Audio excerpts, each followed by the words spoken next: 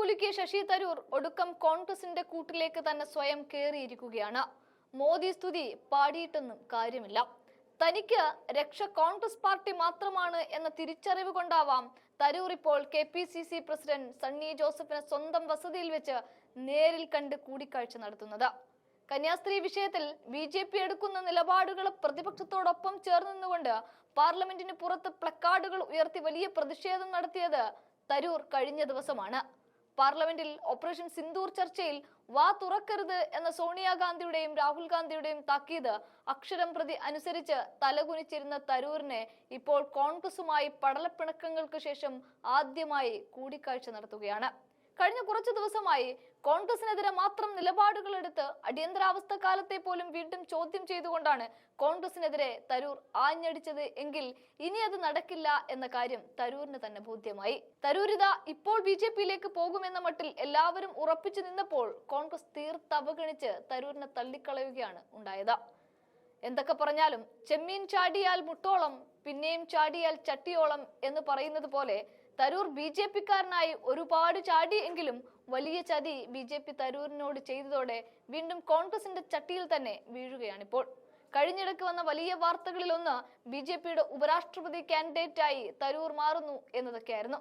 ഒരുപക്ഷെ ഈ ഓഫർ മുന്നിൽ കണ്ടുകൊണ്ടോ അല്ലെങ്കിൽ അത് കാണിച്ചുകൊണ്ടോ ആണ് BJP തരൂരിനെ കൊണ്ട് ഇക്കണ്ട കോൺഗ്രസ് വിരുദ്ധത മുഴുവൻ ചെയ്തു കൂട്ടിച്ചത്. പക്ഷെ ഒടുക്കം BJPക്കാരൻ നല്ല മുന്തിയ BJPക്കാരൻ മാത്രം മതി ഉപരാഷ്ട്രപതി സ്ഥാനത്തേക്ക് എന്ന് വന്നപ്പോൾ അവസാനം BJP തരൂരിനെ കൈവിടുകയാണ്. ഇവിടെ വെറും വട്ടപൂജ്യമായി മാറുകയാണ് തരൂർ. കോൺഗ്രസിന്റെ ഭരണകാലത്ത് കന്നി വോട്ടിൽ കന്നി മത്സരത്തിൽ വിജയിച്ച് കേന്ദ്രമന്ത്രി വരെ ആയി മാറിയതായിരുന്നു ശശി തരൂർ. തരൂർ എന്ന പ്രതിഭയ്ക്ക് മുഴുവൻ വില നൽകിയതും സ്ഥാനമാനങ്ങൾ നൽകിയതും കോൺഗ്രസ് മാത്രമാണ്. ആ തിരിച്ചറിവാണിപ്പോൾ വീണ്ടും തരൂരിനെ കോൺഗ്രസ് കൊടിപിടിക്കാൻ പ്രാപ്തനാക്കുന്നത്. അതിന്റെ ഭാഗമായിട്ടാണ് ഇപ്പോൾ സണ്ണി ജോസഫുമായൊക്കെ കൂടിക്കാഴ്ച നടത്തുന്നത്. പുനഃസംഘടനയ്ക്ക് തരൂർ എല്ലാവിധ സഹായങ്ങളും വാഗ്ദാനം ചെയ്തിരിക്കുകയാണ്. കോൺഗ്രസിന്റെ DCC പുനഃസംഘടനയ്ക്കാണ് എന്നതോർക്കണം. തദ്ദേശ നിയമസഭാ തെരഞ്ഞെടുപ്പുകൾക്ക് ഒരുങ്ങുന്ന കേരളത്തിൽ കൂടുതൽ ഭാരവാഹികളുമായി KPCC വിപുലീകരിക്കാൻ കോൺഗ്രസ് തീരുമാനിച്ച ഒരു സമയത്താണ് ഞാനിതാ എല്ലാ സഹായ വാഗ്ദാനങ്ങളും നിങ്ങൾക്ക് തരുന്നു എന്ന് പറഞ്ഞുകൊണ്ട് കോൺഗ്രസിന്റെ കൂട്ടിലേക്ക് തരൂർ വീണ്ടും എത്തുന്നത്. അധ്യക്ഷനായി സണ്ണി ജോസഫും പുതിയ 3 വർക്കിംഗ് പ്രസിഡന്റുമാരും നിയമിക്കപ്പെട്ട ശേഷം നടക്കുന്ന ആദ്യ പുനഃസംഘടനയ്ക്ക് ശേഷമുള്ള ഒരു സാധ്യത പട്ടികയായി മാറുകയാണ്. നിലവിലുള്ള ചിലരെ ഒഴിവാക്കാനും കൂടുതൽ പേരെ നിയമിക്കാനുമാണ് ധാരണ.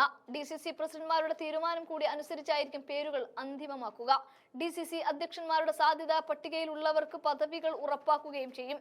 ജനറൽ സെക്രട്ടറിമാർക്ക് പുറമെ സെക്രട്ടറി തലത്തിലും നിർവാഹക സമിതിയിലേക്കും പുതുമുഖങ്ങൾക്ക് അവസരമൊരുങ്ങും. തിരഞ്ഞെടുപ്പ് കൂടി മുന്നിൽ കണ്ടുകൊണ്ടായിരിക്കും നിർണായക ചുമതലകളിലേക്ക് ആളുകളെ നിയോഗിക്കുക. ഇതിനുള്ള പേരുകളുമായാണ് പാർട്ടി നേതൃത്വം ഡൽഹിയിലേക്ക് എത്തിയത്. DCC അധ്യക്ഷന്മാരുടെ പുനഃസംഘടന മുഖ്യ അജണ്ട ആക്കിയാണ് വന്നത് എങ്കിലും ഏതൊക്കെ DCCകളിലാണ് മാറ്റം വരുത്തേണ്ടത് എന്നതിൽ അവ്യക്തത നിലനിൽക്കുകയും ചെയ്യുന്നുണ്ട്. ചില DCCകൾക്ക് പ്രവർത്തന മികവ് ചൂണ്ടിക്കാട്ടി ഇളവ് നൽകുമെന്ന് അഭിപ്രായവുമുണ്ട്. കേരളത്തിന്റെ ചുമതലയുള്ള AICC ജനറൽ സെക്രട്ടറി ദീപാദാസ് മുൻഷിയുമായിട്ടാണ് സണ്ണി ജോസഫ് വർക്കിംഗ് പ്രസിഡന്റുമാരായ PC വിശ്വനാഥ്, AP അനിൽകുമാർ, ഷാഫി പറമ്പിൽ എന്നിവരുമൊക്കെയായിട്ട് ചർച്ച നടത്തിയത്. ഇന്ന് ഹൈക്കമാൻഡുമായി ചർച്ചയുണ്ടാകുമെന്നാണ് നേതാക്കൾ സൂചിപ്പിച്ചിട്ടുള്ളത്. ഏതെല്ലാം ജില്ലകളിൽ മാറ്റം വരുത്തുമെന്ന കാര്യത്തിൽ അന്തിമ തീരുമാനമെടുക്കേണ്ടത് ഹൈക്കമാൻഡ് ആയിരിക്കും. എന്തൊക്കെ പറഞ്ഞാലും ശരി, തരൂർ ഈ വിഷയത്തിൽ കോൺഗ്രസിനോടൊപ്പം നിലയുറപ്പിക്കുകയാണ്. വരുന്ന എല്ലാ തെരഞ്ഞെടുപ്പുകളിലും കോൺഗ്രസ് വിജയിക്കണമെന്ന അതിയായ മോഹവും ഇപ്പോൾ തരൂരിനുണ്ട്. അതുകൊണ്ടൊക്കെയാണ് ഞാൻ എല്ലാവിധ സഹായ സഹകരണവും നൽകുമെന്ന് തരൂർ ഉറപ്പിച്ചു പറഞ്ഞുകൊണ്ട് ഒരിക്കൽ കൂടി കോൺഗ്രസിന്റെ കൊടി പിടിക്കുന്നത്.